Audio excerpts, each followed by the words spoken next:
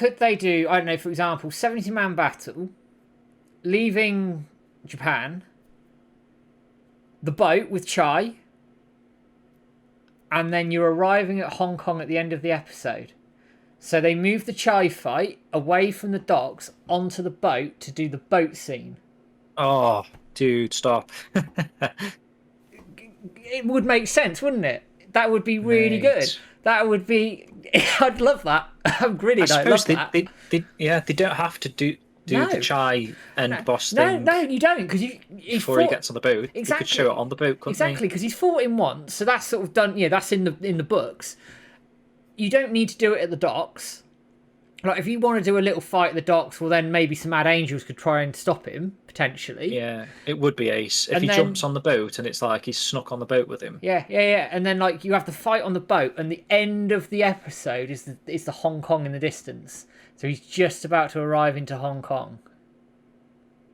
That would be beautiful. And then episode 7, you hit Hong Kong hard. You haven't seen the next episode yet, have you, Matt? No. That would be awesome, though. What you've just subscribed is perfect. I think that's the way they'll go.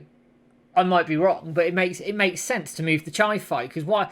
If they're going to, I mean, this is assuming they're including the boat chapter, and he doesn't just go off into the scenes, off into the distance with the prophecy going, which is another way they could do it, which is the easier way to do it, because that's what the games do. I don't know, for me as a fan, especially with this, like the Fable boat chapter and the comic that we got for it, this is the ideal opportunity to go in for the boat. Go in for that. Do feel like there's a fan on board. Yeah. From what we're seeing, they could, for the Easter eggs and all that sort of stuff. Surely, if they have got a fan working on the show, he's saying to them, "Let's get the boat thing in," because that's like iconic Shenmue folklore thing, isn't it? Yeah, absolutely. And the boat's massive, isn't it? In Shenmue folklore, we've been talking about the boat for years and years and years and years. So some of the comments here. So Vivi says, I like the addition of Nozomi getting involved. It makes more sense now she was caught. It's true, because she's out there looking for information. She's just been in the same room as a couple of Mad Angels. So, yeah, it's not unbelievable, really, is it? How she could have just got mugged on the way out. Well, not mugged, but it gives that context, doesn't snatched. It gives that context to it. So that makes sense. Obviously, then you've got oh, hang on. You got the backstory to Goro, which is a great little touch to Goro. Just as why that was interesting. I wasn't expecting any more about Goro, but they've given him a little bit of character depth, and I like that quite a lot. Lada, you're right. I thought all the Goro scenes were very well done and excellent. And Goro, they nailed him. What are they going to do next episode to conclude that Goro thing? They can't just introduce something like Goro's like missing his father. I don't know. Or was that just to spur on that scene with Mark? Possibly. I mean, I think Hannah's right. Could be right. That at number 17, Goro could get involved and maybe get Nozomi out of there while they're having the battle. Yeah, we need to think about what that meant. That 17 thing. That's where Nozomi was, right? That was the warehouse 17. If you picked up yeah. So yeah, makes sense. If someone's going to see that Mark or Goro. Yeah, that would make sense. I can't think of anyone else. The homeless guy. And yeah, do you know what? That was there's a lot to take in there. There's some good little Easter eggs. Obviously, like I said, the posters on Fukusan's wall, which is ironic. We were just playing Shenmue 1 in the first half of the stream, so just caught those straight away. We pointed them out, actually, didn't we? Those Virtua Fighter moveset things, whatever they are, PNG. We did. That was a nice touch. And then we saw... I bet there's more stuff like that, like the actual posters in those rooms and scrolls and stuff.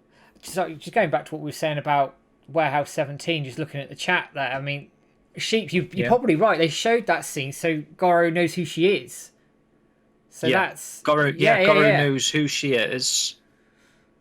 She knows it's Rio's friend from college or whatever. Yeah. Makes sense. Bang on. Yeah. So then you've got you've got your sort of motivation. You've got that storyline for them. Yes, it's a very small thing, but it works really well. Hey Abdullah, good to see you, bud, as always. Mr. Az's Pizza says, I think the next is just going to be the end of 70-man battle, whatever the setting is, with the 17 number, finishing Nozomi's plot and leaving Yokosuka. It's a lot to cover in one episode already. True. Frankie says he stole the bad guy's bike, so I guess they retconned Naoki. So in a sense they did, so they just stuck him on that photograph, haven't they, really? Yeah. Actually, Naoki fan service. Yeah, I mean, I suppose they didn't introduce him anywhere in the previous episodes, have they? So, yeah. Is Sheepus Fengli that lady that Rio helps on the boat with the little girl? I think so. Or both. You could add both of them anyway. Hey, Masood, welcome. Olgara seems awesome. Just reading some of these things. Get it from the narrative, but I missed the soft nature of Mark from the game. Oh, Fengli's Meowth, and that's what, yeah. Oh, sorry. Oh, yeah. What you mean on the Niaoui boat, though? Or do you think she's followed him across to Hong Kong as well? Yeah. Let's have a quick look what else I've missed in chat quickly. That's a good point. Told you guys it would hurt. Oh, the wait for episode 5, yeah. Toxic Man Baby's made a good point here. If there's no Chai fight at the harbour, will Guizhong get his leg broken during the 70-man battle? Oh, that's an interesting idea, isn't it? Yeah. It depends what was in the whatever they're using to base this on. If we've said it could be like the original scripts or something, maybe that isn't in the original script, and Guizhang and Master Chen just wave goodbye to. Because Master Chen just said in this episode not to get involved anywhere, hasn't he? But Guizhang's gone and done it off his own back because he obviously relates to Rio. True. Yeah, maybe Terry hits his leg with the iron bar. Yeah, it's possible, isn't he? Gets hurt. It would make sense, assuming they do what we were just talking about not having the Chai fight and putting it on the boat, etc. Yeah, that would make sense. It would work really well if they did that.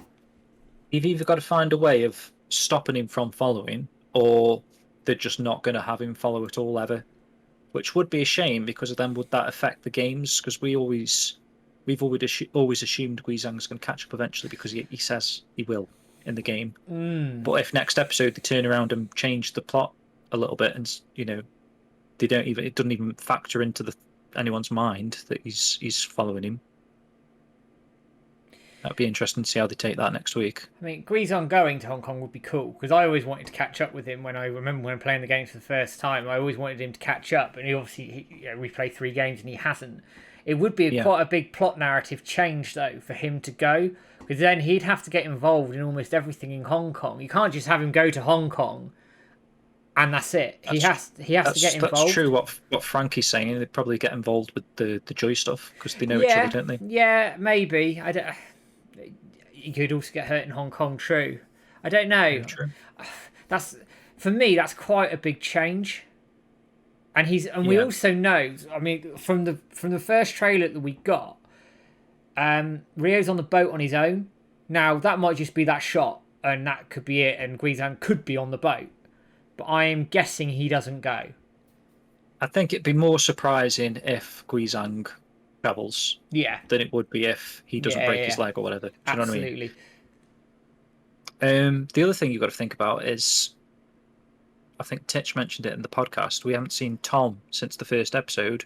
No. And obviously one of the fan favourite moves is the tornado kick thing, so do you think we could get that next episode? Possibly. I mean, there's 2 things we may get in the next episode. The tornado kick, but then where are they going to fit that in? Because we're now in 70-man battle territory. Yeah. So they're going to have a little bit of a downplay moment before Rio gets in his boat, though. They're going to have to. So it could squeeze in there. But could the downplay moment be the swallow flip? But also, he's leaving the country, isn't he, for God knows how long. So he might say goodbye to people. So that could be a thing. I need to go say goodbye to Tom. Or what they could do, as he's getting on the boat, they could do like some flashbacks of him saying goodbye to people that's helped him, like Mark, Tom, Goro, etc. Yeah. And actually, Spags in the chat's just mentioned this, right? We've seen nothing of Hong Kong. We've seen nothing of Shenmue 2. We are now, after next week's episode, unless they do like a big trailer or something, we're going in 100% blind. We have no idea what's going on. Yeah, well, they do 2 promo things that they seem like they're doing each week, so we will probably get a glimpse next week if that is the case, that it's going to be in the episode after that.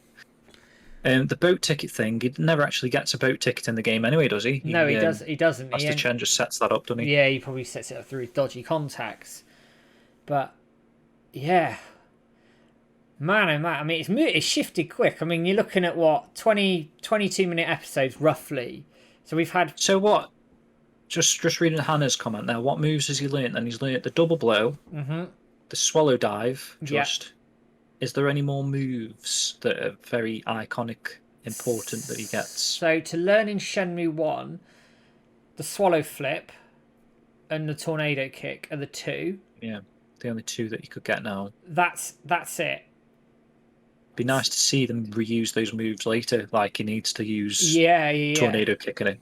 So just pushing that forward a little bit. I mean, shadow step as well. Yeah, shadow step. I don't think we'll see the homeless guy now. No, I don't. I think that's done. I think that's why you got the coffee from Goro. I think that was a nod to that scene. Could be. Yeah. I think then what you get... So I'm thinking of moves that you learn in Shenmue 2. You learn the Iron Palm, which is a story move for the tree with Janmin, isn't it? Voodoo. I think we've got to have the full voodoo, yeah. Yeah. You learn Counter Elbow Assault, which is another story move. There's that the one right at the end. What's the one where she does that with her hand? Demon's Triangle. Yeah, it's Demon's Triangle, which is part of the Baji Quan stuff that he learns. I don't think of any other story moves there are. There's that predictive explosion with the blind guy. Oh, is that the blind man? Yeah. That'd be cool to see, definitely.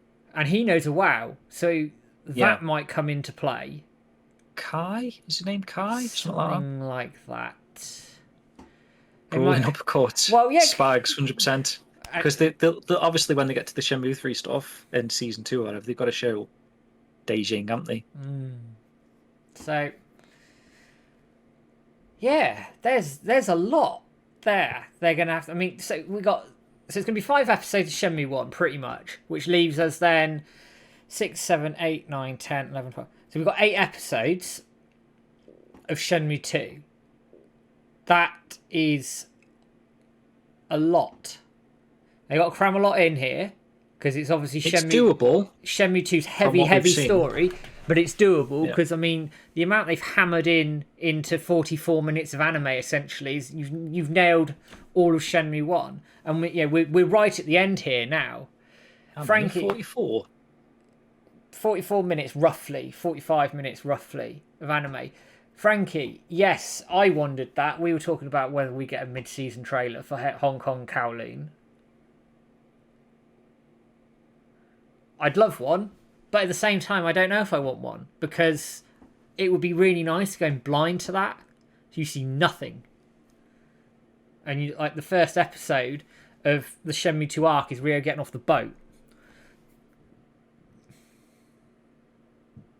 116 minutes. I think I just worked out. 23 minutes times 5 episodes. Yeah, so you'd be looking at, 2 hours, roughly? So it's taken 2 hours to do Shenmue 1. Is that right? Yeah. I think, Nikolai, you're right. I think they've sort of set it up, and then Hong Kong's going to be where the shit gets real. It's going to explode into life. They've got 3 hours essentially to cover Hong Kong. Well, Shenmue 2. Yeah, which they can do. Because the Guilin stuff, I don't think we'll go. Well, if you think. Would we go that far? I might be wrong here. I don't know, I might be wrong here, but I'm thinking of that Chinese knockoff Shenmue the Movie 2. I don't know if anyone's got that. The what are they called? VCDs discs. Someone made it anyway. And put it in, called it Shenmue 2 the movie. I think that was 3 hours long. So technically, cutscene wise, they probably could cover it quite. I think they could cover it. I mean, Frankie's just said Shenmue the movie's 91 minutes. So they've done a little bit more here than they did in Shenmue the movie. Yeah, so. And that is if it ends next week. If it might not even end next week. We don't actually know for sure yet. That'd be good if it ends on the cliffhanger getting to Hong Kong. That'd be a good little chop those 5 episodes up into a feature. You see the horizon coming in and then that's your sort of finishing point for then the mid-season break, if you like.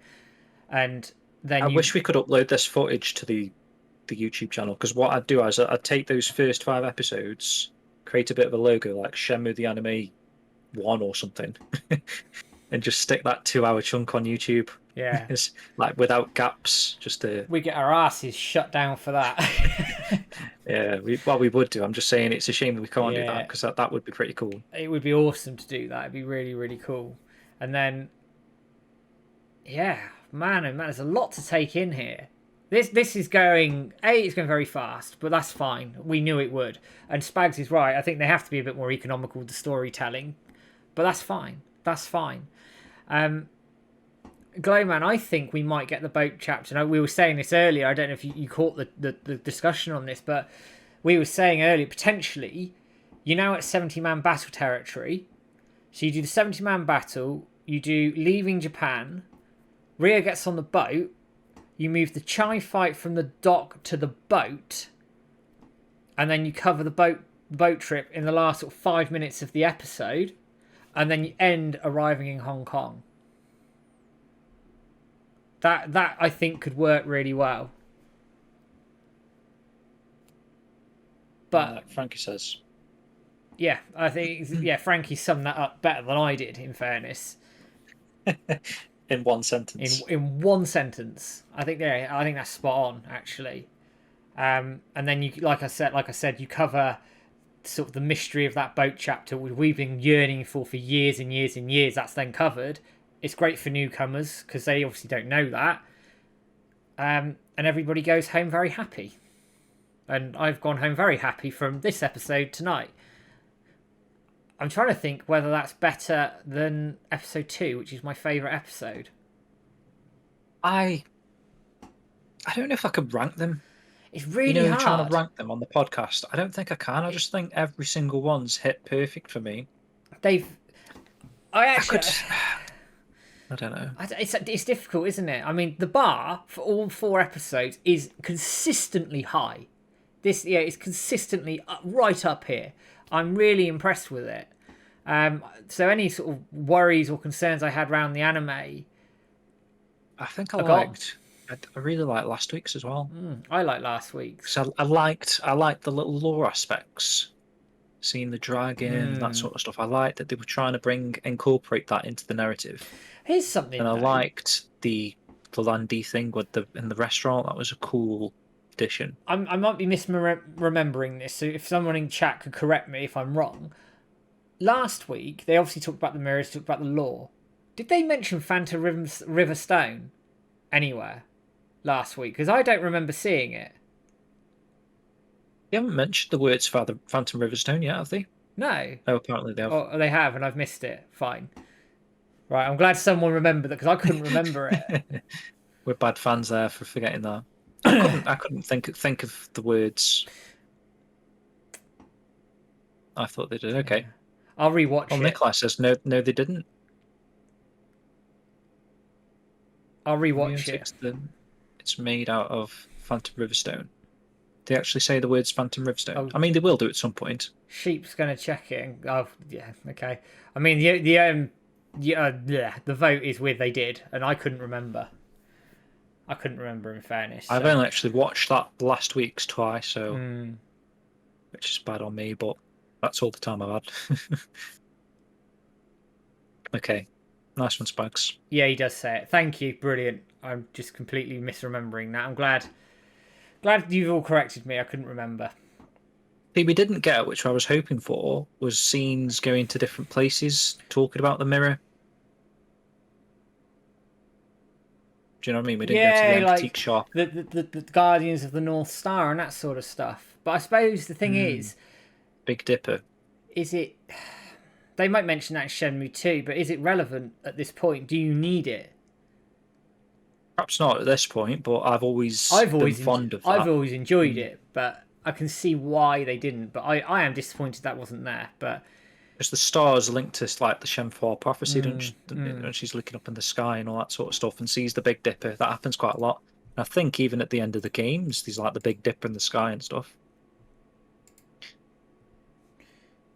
Well, Frankie says we must be very bad Shenmue fans here. Frankie says she thinks it mentions the Big Dipper. Yeah, he could do actually in Shenmue. Yeah, because in Shenmue 2 he doesn't. But if you want to cram that lore in at that point, yeah, that makes sense. Yeah, I'm with you. That makes perfect sense there. Actually, great episode though. Thoroughly enjoyed that. Lots Flashing of one, that one.